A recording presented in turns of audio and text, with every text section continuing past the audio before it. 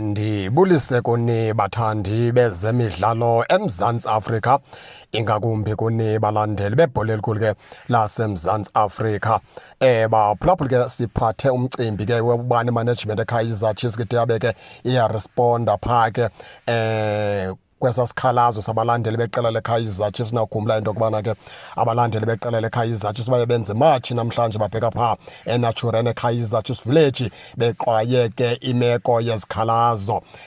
Imanagement eKaizer Chiefs itsho ke ithi ke zisisiwe ke izikhalazo ngabalandeli beqela leKaizer Chiefs. Okokuqala nje beyimanagement bafuna ukubonga ngokwentsebenzo ethe yantle phakathi kwabo nabalandeli, kangekubekho nto ke imoshakalayo, kangekubekho bundlobongela nje bonke amacala omabini balungisene kakuhle kakhulu. Yatsho ke ithemba into yokubana ke izawuhlala phantsi iqwalasele zonke ke ezi zikhalazo zabalandeli, ikwazi into yokubana ke ithathe isigqibo. Kodwa phambi kokubana ke ithathe isigqibo isazawuhlala phantsi ke iqala iqwalasele wonke lo mcimbi ke ukhalazelwa ngabalandeli ke beqela leKaizer Chiefs. Emveni koko ke abafana abadala bemanagement eKaizer Chiefs bathathe ke isigqibo esiqatha, bathi ke ewe enye ke izikhalazo zabalandeli beqela leKaizer Chiefs kukubana ke bacela ke abaqeqesha babe nomlumzana uKhaze kunye ke nomlumzana uBen Yusuf balantuzane ke bakhutshwe phaa kwiqela leKaizer Chiefs. Ithi ke management eKaizer Chiefs ke iyabulela ngentsebenziswano entle kakhulu nabalandeli beqela leKaizer Chiefs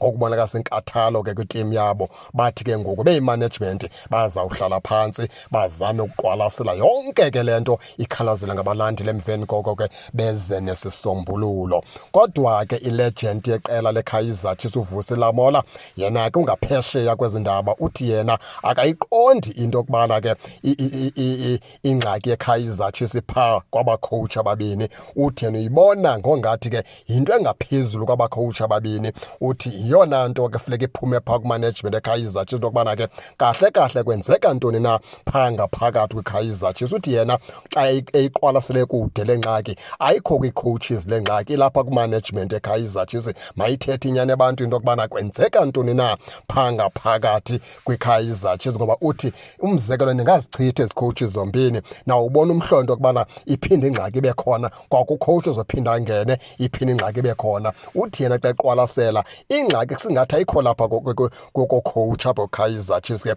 ingxaki yeKaizer Chiefs ilele lapha kwimanagement, mayize nenyani phambi kwabantu imanagement. Isisombululo sale ngxaki sisephaa kumanagement ngaphakathi. Luluvo ke nombono ke welegend yeqela leKaizer Chiefs phaa uVusi Lamola, naye ethethela kwimeko ke xa ebeva impendulo yemanagement eKaizer Chiefs ithetha malunga ke nabaqeqesha babini into yokubana ke abalandeli beqela leKaizer Chiefs ke kwezinye zezikhalazo zabo bathi ke makukhutshwe babaqeqeshi ke beqela ke leKaizer Chiefs. Injalo ke baphulaphuli ke nani ke ningake ningene nitshone into yokubana niva njani, nize ningakhohlwa usubscribe kule channel kuze ningaphoswa zezemidlalo endizanothulela zona kwixa elizayo kakuhle babukeli.